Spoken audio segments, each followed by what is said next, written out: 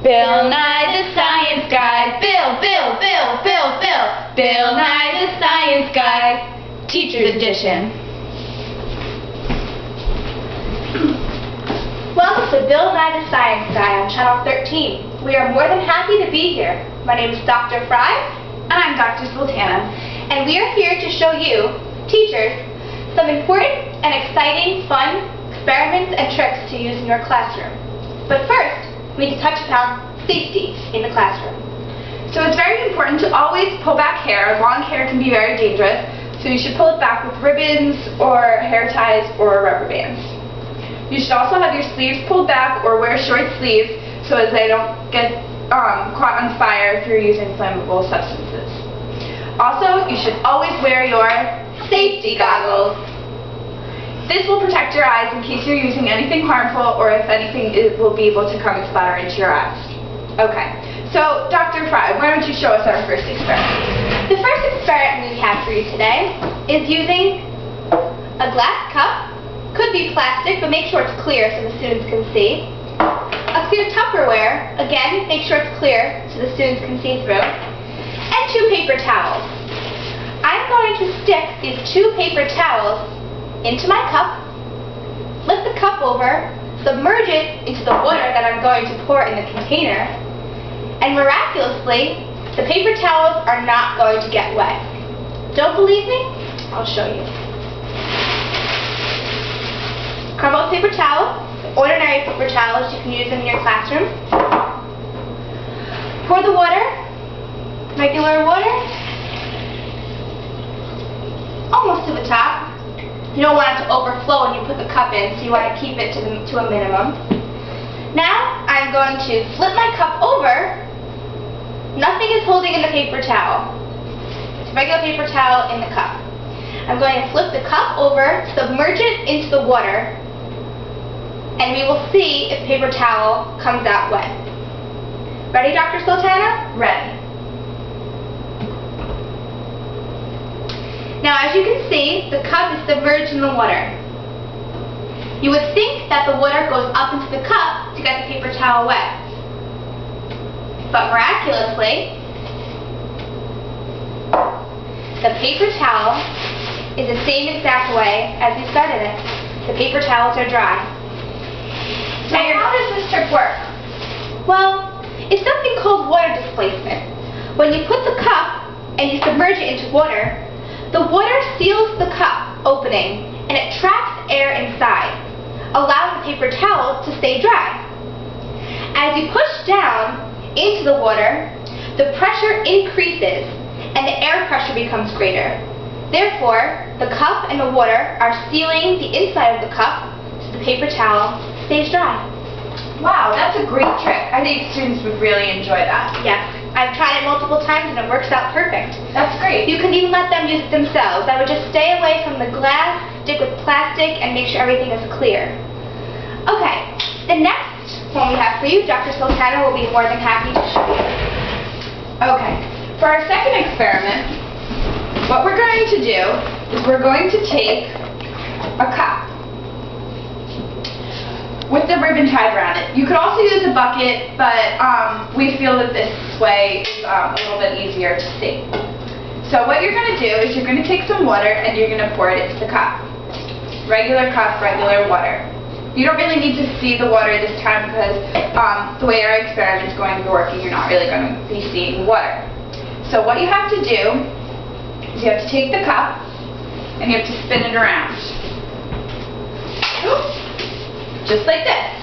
Sometimes you have to be careful. You just spin the cup around like this. And because of the centrifugal force, the air pressure changes the direction constantly and the water is being held in the cup by gravity that's constantly changing. The water is being forced into the bottom of the cup and it's not able to fall out. This is sometimes, you could think of this as similar to a roller coaster. When you're riding a roller coaster and you're going upside down, the people stay in the roller coaster and they don't fall out. It can be a little difficult stopping your cup, so you have to be very careful. Is there really water in there, Dr. Sultana? There is really water in here, as you'll see when I dump it out. The water stayed in because of the force. But you have to be careful to do this in open areas. Sometimes it's good to have to do this outside where there's a lot of open areas. And yeah.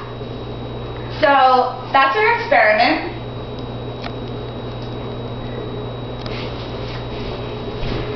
And I'm going to show you one last trick we have for you. Luckily we have enough time. Bill has allowed us to go a couple minutes over our time on the air. But I'm going to show you a trick that has to do with a raw egg. Wow.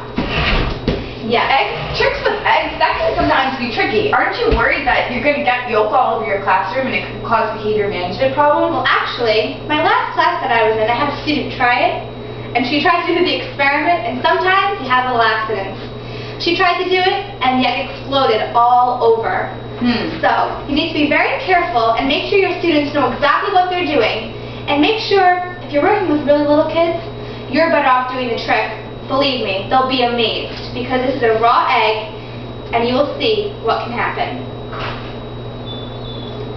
Okay, I have a raw egg. I have a raw egg right here. I'm going to squeeze this with all of my might, and somehow the egg is not going to break. It's a raw egg, as you can see. Just take it out of the fridge? Yep, a little, whoop, scoop. Okay, I have it in my hand. I'm going to squeeze as hard as I can. And I'm not going to use my thumb. I am making sure that my hand is cupped all the way around the egg, so that every part of the egg has pressure. After this, you will notice that that is a very big part of this experiment. Okay, ready? Okay, I'm squeezing it as hard as I can. You can see me shaking a little bit. Okay, as you can see, this did not break. A raw egg that when you sometimes drop in the ground or if you put a little dent, a tap into it, it breaks. But somehow, my entire hand squeezing as hard as I can does not crush the egg. Why? That's very interesting. How does that trick work?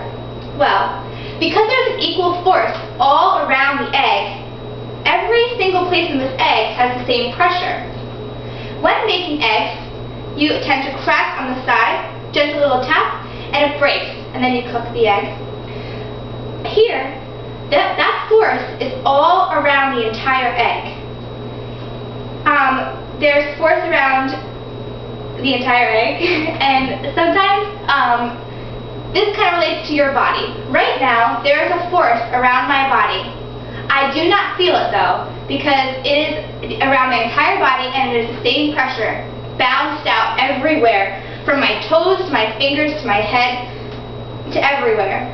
Now, if Dr. Sultana were to poke me, okay, I can feel that. Because her pressure point is not all over my body. Her pointing on me is one particular force on my arm, and I feel that.